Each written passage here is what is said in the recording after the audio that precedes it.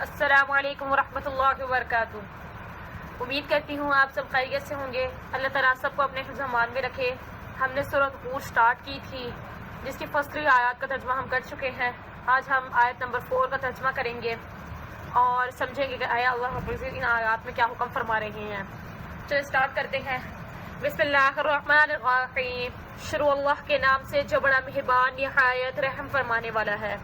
الی اللہ مرجعکم، الی طرف اللہ اللہ، مرجعکم لوٹ کر جانا ہے، کم تم کو، وہوا اور وہی، علی پر، کلی ہر، شیء چیز پر، قدیر قادر ہے۔ الی اللہ مرجعکم، اور اللہ کی طرف تم سب نے لوٹ کر جانا ہے، وہو علی کل شیء قدیر، اور وہی ہر چیز پر قادر ہے۔ اللہ تعالیٰ فرماتے ہیں، پچھلی آیت میں تھا کہ اللہ تعالیٰ نے حکم دیا تھا کہ تم بخشش طلب کرو اپنے گناہوں کے، اللہ تعالیٰ تم کو معاف فرما دے گے، لیکن اس کے باوجود اگر تم نے برے اعمال کیے تو تمہارا جو برے اعمال کا بدلہ وہ تم پر ہی ہوگا اور تمہیں دردناک عذاب دیا جائے گا۔ اللہ تعالیٰ فرماتے ہیں کہ جو لوگ اس دنیا میں برے اعمال کریں گے ان سب نے لوٹ کر تو کس کی طرف جا رہے ہیں؟ تمام لوگوں نے لوٹ کر اللہ کی طرف جانا ہے، یعنی موت کے بعد اللہ رب تمام لوگوں کو دوبارہ زندہ کریں گے، ان تمام لوگوں کے اعمال کا بدلہ، ان کے اعمال کا جائزہ لیں گے، اور جنہوں نے نیک اعمال کیا وہ جنت عطا فرمائیں گے، جنہیں برے اعمال کرے ہوں گے انہیں دوزخ عطا فرمائیں گے، اور وہی ہر چیز پر قادر ہے، یعنی کائنات زمین و آسمان کی ہر چیز پر اللہ رب العزت قادر ہے، تو وہ لوگوں کو دوبارہ زندہ کرنے پر بھی قادر ہے۔ الا خبردار، انہم بے شک وہ، یسنون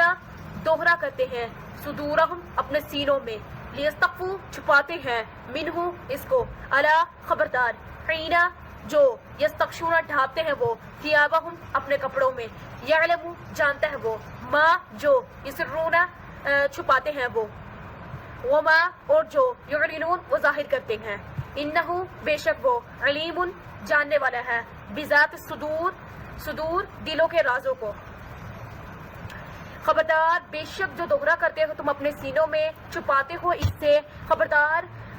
جو چیز ڈھانپتے ہو تم اپنے کپڑوں میں، جانتا ہے جو تم چھپاتے ہو اور جو تم ظاہر کرتے ہو، اور بے شک وہ سینوں کے رازوں سے خوب واقف ہے۔ اللہ تعالیٰ فرماتے ہیں کہ تم دنیا میں جو اعمال کرتے ہو چھپ کر، تو لوگوں سے تو تم چھپ جاتے ہو لیکن اللہ رب العزت سے چھپ نہیں سکتے۔ اللہ تعالیٰ تمہارے تمام اعمال کو دیکھ رہے ہیں اور تمہیں تمام اعمال کا بدلہ بھی دیا جائے گا، اگر تم چھپ کر کرو یا سب کے سامنے کرو تو اللہ تعالیٰ ان تمام اعمال کو جانتے ہیں، اور اگر تم برے اعمال کرنے کے بعد چھپانا چاہو اللہ رب العزت سے اور اگر ظاہر کرنا چاہو وہ ان تمام چیزوں کو بھی جانتے ہیں، بے شک وہ سینوں کے رازوں سے واقف ہے، یعنی دل میں جو انسان کی خواہش ہے، تو دل میں جو بات آتی ہے اللہ تعالیٰ تو اس بات سے بھی واقف ہوتے ہیں، اس بات کو بھی جانتے ہوتے ہیں کہ آیا میرے بندے کے دل میں کیا خواہش ہے اور وہ کیا سوچ رہا ہے، وہ کیا چاہتا ہے، تو وہ تمام سینوں کے رازوں سے واقف ہے۔ وما اور جو، من سے، دابت جاندار، فی میں، ارضی زمین میں، الا مگر، علا پر، اللہ رب العزت پر، رزق ہوا رزق ہے اس کا، وہ یعلم اور وہ جانتا ہے، مستقرہا اس کے مستقل ٹھکانے کو، مستودعہا اور اس کے چھوڑنے والے ٹھکانے کو، یا عارضی ٹھکانے کو، کلن ہر ایک، فی میں، کتاب مبین واضح کتاب میں ہے۔ وما من دابة في الأرض إلا على الله رزقها ويعلم مستقرها مستودعها، اور نہیں ہے کوئی بھی جاندار، وما اور نہیں ہے کوئی بھی جاندار زمین میں مگر اللہ پر ہے اس کا رزق، اور وہ جانتا ہے اس کے مستقل ٹھکانے کو اور اس کے عارضی یا چھوڑنے والے ٹھکانے کو، ہر چیز واضح کتاب میں لکھی ہوئی ہے۔ یہ تب فرماتے ہیں کہ انسان تو اشرف المخلوقات ہیں، تو اللہ تعالیٰ ان تمام، پچھلی جیسے آیت میں آیا، اللہ تعالیٰ ان تمام لوگوں کے تمام سینوں کے رازوں سے واقف ہے، اللہ تعالیٰ تو ان جاندار سے واقف ہے جو دنیا زمین میں ہے، جو بے جاندار جو جانور ہیں جو زمین میں ہیں، اللہ تعالیٰ ان کو رزق پہنچانے کی ذمہ داری بھی اللہ رب العزت کی ہے۔ اگر اللہ تعالیٰ نے پتھروں میں کیڑوں کو پیدا فرمایا تو انہیں رزق بھی اللہ ہی پہنچاتا ہے، اور اللہ ہی ہر کسی کے مستقل ٹھکانے کو اور عارضی یعنی چھوڑنے والے ٹھکانے کو جانتا ہے، اور ہر چیز کا علم ایک واضح کتاب میں لکھا ہوا ہے، یعنی تمام باتوں کا علم ایک واضح کتاب میں ہے جو اللہ تعالیٰ نے ایک لوح محفوظ میں اس کو جمع کر لیا ہے، اور اللہ تعالیٰ ان تمام لوگوں کو یعنی یہ تمام جانداروں تک رزق پہنچانے پر قادر ہے۔ وہو اور وہی، الذی ذات ہے، خلقہ پیدا کیا، السماواتی آسمانوں کو، والارض اور زمین کو، فی میں، ستتی 6 ایام دن، وکانا اور ہے اس کا عرشہ عرش علا پر مائی پانی پر لیبلوکم تاکہ آزمائے تم کو ایکم تم میں سے کون احسن بہترین عملا عمل کرتا ہے ولا ان اور اگر قلتا آپ کہیں انکم بے شک تم کو مبعوثون اٹھایا جائے گا من سے بعدی بعد موتی موت کے بعد لا یقولن تو البتہ ضرور کہیں گے وہ لوگ الذین وہ لوگ کفروا جنہوں نے کفر کیا ان اگر ھذا یہ ان نہیں ھذا یہ الا مگر سحر جادو ہے مبین واضح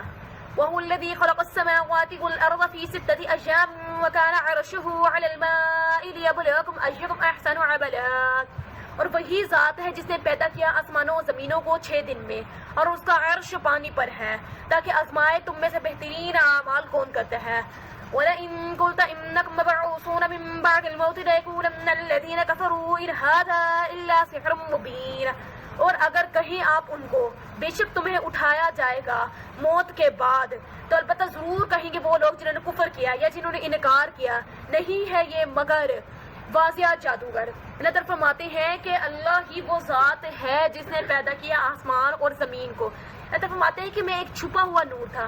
میرا دل چاہا کہ میں پہچانا جاؤں, میں جانا جاؤں, تو اللہ تعالیٰ نے پوری کائنات کی تخلیق فرما دی اپنے محبوب کے, اپنے پیارے آقا رسول پاک صلی اللہ علیہ وسلم کے پوری کائنات اللہ تعالیٰ نے بنائی. اللہ فرماتے ہیں کہ اللہ رب العزت ہی مالک ہے آسمانوں اور زمینوں کا, اور اللہ رب العزت نے ہی پیدا کیا ہے آسمانوں اور زمینوں کو 6 دن میں. سورہ یونس کے شروع والے آیات میں بھی وہی ذکر تھا کہ اللہ نے کائنات کو تخلیق کیا ہے اور 6 دنوں میں ہی کیا ہے, اور یہاں پر بھی وہی ذکر ہے کہ اللہ تعالیٰ نے پوری زمین اور آسمان جو ہے وہ 6 دن میں بنائے, اور اس کا عرش پانی پر ہے, یعنی اللہ رب العزت کا عرش پانی پر ہے. وہ آزمائے, یعنی اللہ تعالیٰ نے یہ کائنات اس کا تخلیق فرمائی اور اس میں لوگوں کو اس لیے پیدا کیا تاکہ اللہ تعالیٰ آزمائے کہ ان میں سے کون لوگ ہیں جو بہترین عمل کرتے ہیں, یعنی جو ان کے پیدائش کا مقصد اور اس مقصد کو پورا کرتے ہیں, اور انسانوں کی پیدائش کا مقصد صرف اللہ کی عبادت ہے. تو یہ فرماتے ہیں کہ میں نے یہ کائنات تخلیق کی 6 دن میں اس لیے کہ میں آزماؤں تم میں سے کون بہترین اعمال کرتا ہے, یعنی جو بہترین اعمال کریں گے اللہ اسے بہترین اجر عطا فرمائیں گے. نیکسٹ اللہ تعالیٰ فرماتے ہیں کہ آپ نبی پاک صلی اللہ علیہ وسلم کو فرماتے ہیں کہ اگر آپ ان کو کہیں کہ انہیں موت کے بعد اٹھایا جائے گا, یعنی جو لوگ کافر تھے اور جو اللہ تعالیٰ پر ایمان نہیں لاتے تھے, رسول پاک کی پیروی نہیں کرتے تھے, رسول پاک کی باتوں پر ایمان نہیں لاتے تھے, اللہ کی آیات کا انکار کرتے تھے, تو اللہ تعالیٰ فرماتے ہیں آپ صلی اللہ علیہ وسلم کو اگر آپ ان کو کہیں کہ انہیں موت کے بعد دوبارہ اٹھایا جائے گا تو البتہ ضرور کہیں گے, یعنی جن لوگوں نے کفر کیا وہ کیا کہیں گے, ان کا جواب کیا ہوگا, نہیں ہے مگر یہ جادوگر. نعوذ باللہ, وہ آپ صلی اللہ علیہ وسلم کو جادوگر کہتے تھے. جب آپ صلی اللہ علیہ وسلم کو بتاتے تھے کہ تم جو اعمال کر رہے ہو تم یہ نہ سمجھو کہ یہ اعمال تمہارے یہیں پہ رہ جائیں گے اور تمہیں کوئی بدلہ نہیں دیا جائے گا, تمہارا کوئی انجام نہیں ہوگا, یعنی تمہیں عذاب نہیں دیا جائے گا, ایسا خیال مت کرو. تم جو یہاں پر بو رہے ہو اس کو کاٹو گے بھی, یعنی روز محشر تمہیں دوبارہ اٹھایا جائے گا. وہ رب جس نے انسان کو پہلی بار پیدا کیا ہے وہ دوبارہ پیدا کرنے پر بھی قادر ہے. کسی چیز کو پہلی بار بنانا زیادہ مشکل ہوتا ہے نسبت اس کے کہ دوسری بار بنانا. یعنی اگر کسی چیز کو اگر ایک جو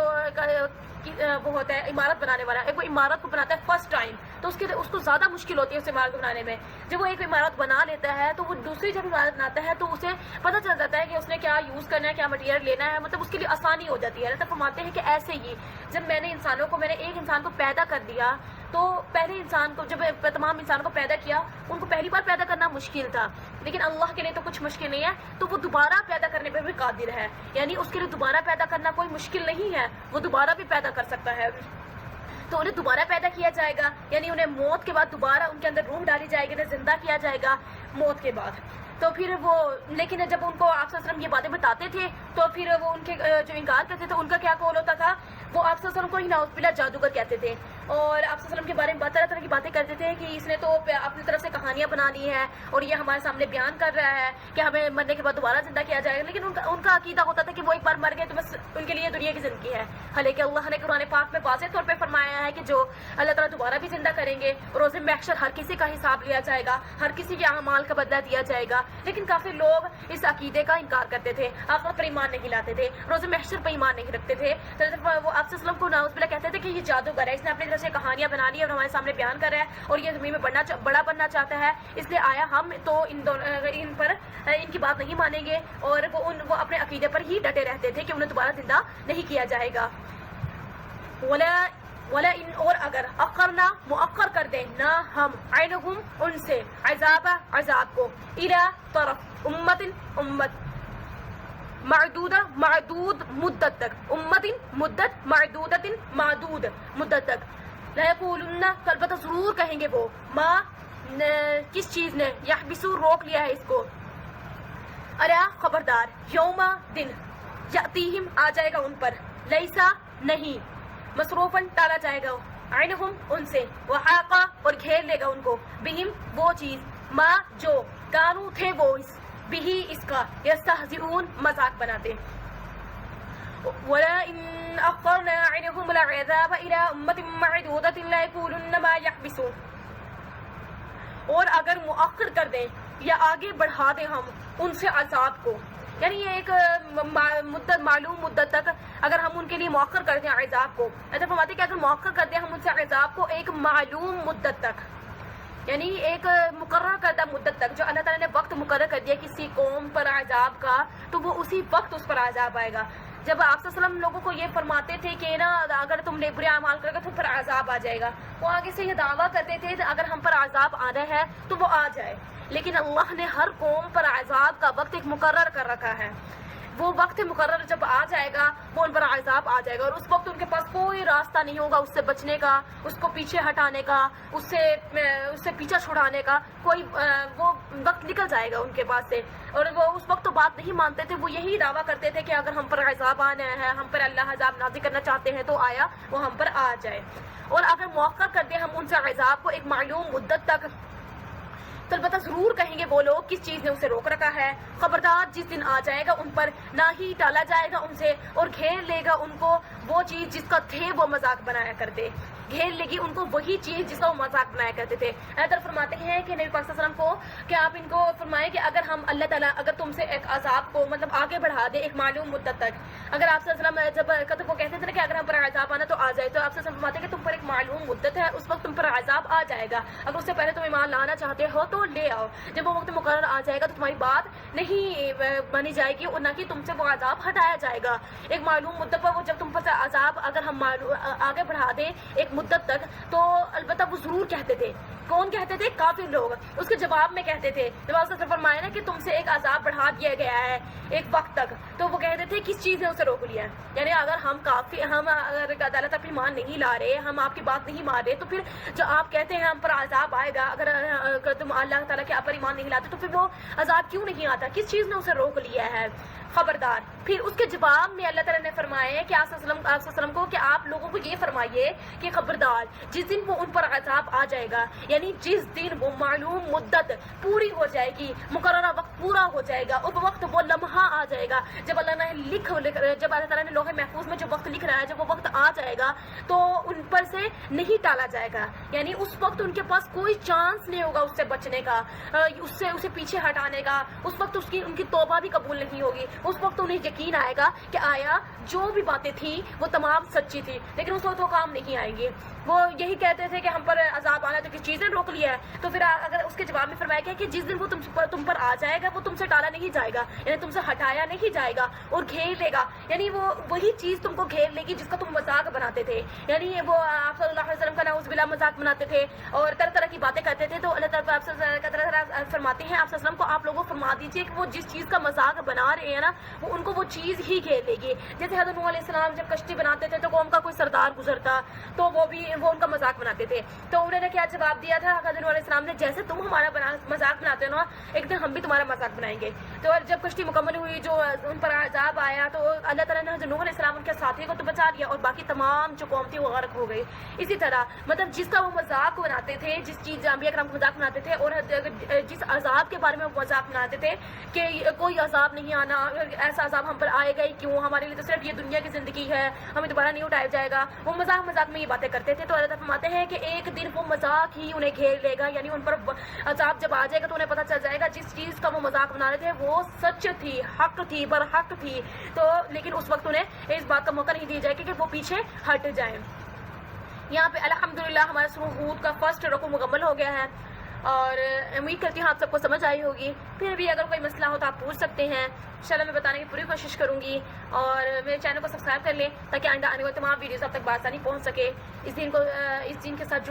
جڑے رہنے میں ہماری بھلائی ہے. اللہ تعالیٰ ہم سب کو اس پر عمل کرنے کی توفیق عطا فرمائے، ہماری خطاؤں غلطیوں کو معاف فرمائے، آپ کے سننے کو ہمارے پڑھنے کو قبول فرمائے. آمین ثم آمین. اللہ حافظ.